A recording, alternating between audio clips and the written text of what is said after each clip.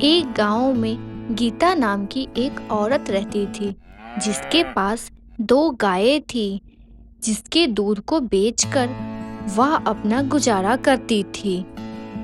दूध ले लो, दूध ले लो।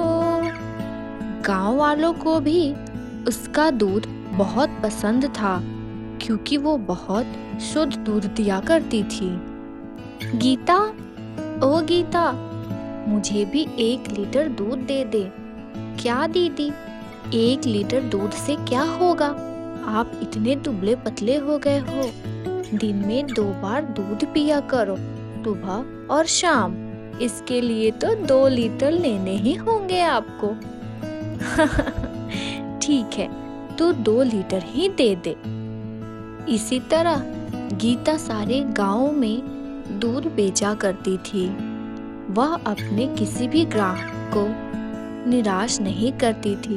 वह सबको दूध दे दिया करती थी।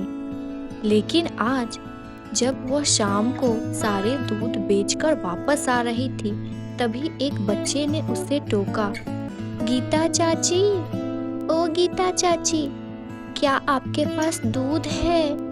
तो मुझे भी दे दो। अरे लल्ला, मुझे माफ कर दो, अब तो मेरे पास दूध ही नहीं बचे हैं। कोई बात नहीं चाची, जब कल आना तो तुम मुझे कल दे देना। ठीक है, कल मैं ज्यादा दूध लेकर आऊंगी और सबसे पहले तुझे ही दूंगी।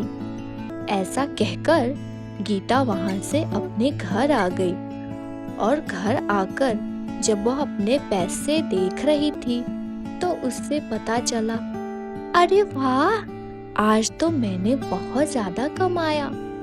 लेकिन एक ग्राहक तो मेरा निराश रह गया, उसे तो मैंने दूध दिया ही नहीं।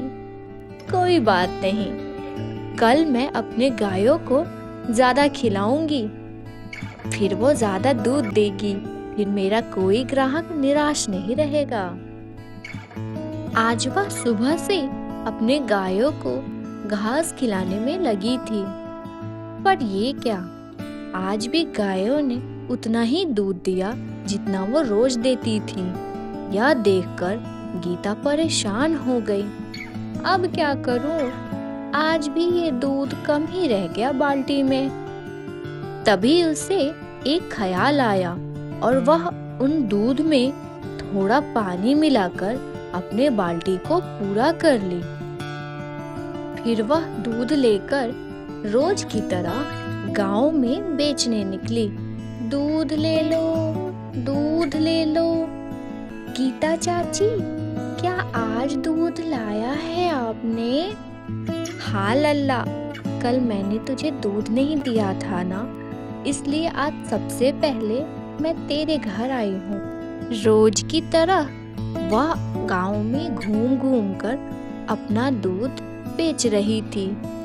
तभी उसे उस गांव का हलवाई मिला और उसने कहा, गीता बहन, अब तुझे और कहीं जाने की जरूरत नहीं है। अभी तेरे पास जितने भी दूध बचे हैं वो सब तुम मुझे दे दो। क्यों, ऐसा क्या है?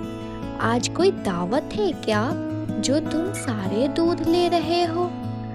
हाँ, आज मुखिया जी के वहाँ गाजर का हलवा बनाना है, इसलिए मुझे बहुत सारे दूध चाहिए, तो बाकी दूध तुम मुझे दे दो। गीता उस हलवाई को दूध देकर अब वापस अपने घर को आ रही थी और रास्ते में वह यही सोचती आ रही थी कि आज तो उसका कोई ग्राहक निराश नहीं हुआ और रोज के अपेक्षा आज उससे ज्यादा पैसे भी मिले। वह बहुत खुश थी। अब मुखिया जी के घर भी दावत का वक्त हो गया था और सभी मेहमान वहां खाने बैठे। तभी हलवाई उन सबको हलवा दिया, लेकिन यह हलवा किसी को पसंद नहीं आया और सारे लोग हलवाई और मुखिया जी दोनों पे मजाक बनाने लगे। क्या हुआ हलवाई, आज तेरे हाथों में वो बात नहीं है, यह हलवा कुछ खास नहीं बना। तभी दूसरे ने कहा, अरे नहीं नहीं, लगता है मुखिया जी ने इसे पैसे ही नहीं दिए, इसलिए आज इसने अच्छी हलवा नहीं बनाए। और सारे लोग हंसने लगते हैं और ये सब सुनकर मुखिया जी को बहुत गुस्सा आता है और वो सबके जाने के बाद हलवाई को बहुत खड़ी खोटी सुनाते हैं। यह कैसे हो गया? मैंने तो सब कुछ बराबर मात्रा में ही डाला था।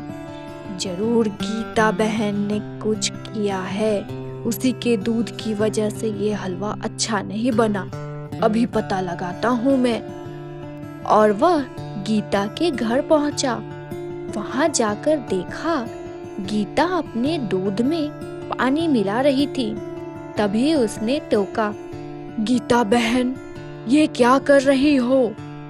तुम दूध में पानी मिला रही हो। अब मुझे समझ में आया हलवा अच्छा क्यों नहीं बना था।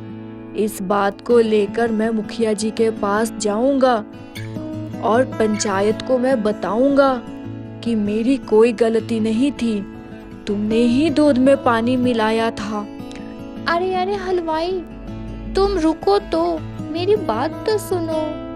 लेकिन वह वहां से चला गया और जाकर के पंचों को सारी बात बताई। फिर गांव वालों ने यह तय किया कि आज के बाद गीता से कोई दूध नहीं खरीदेगा। अगली सुबह रोज की तरह गीता अपना दूध लेकर गांव में बेचने निकली। दूध ले लो, दूध ले लो। पर किसी ने भी उससे दूध नहीं खरीदा। अरे जा जा, मैं तुझसे दूध नहीं लूंगी, तू तो अपने दूध में पानी मिलाती है। अब गीता को अपनी गलती का एहसास हो गया था, लेकिन गांव वालों ने उससे दूध फिर कभी नहीं खरीदा।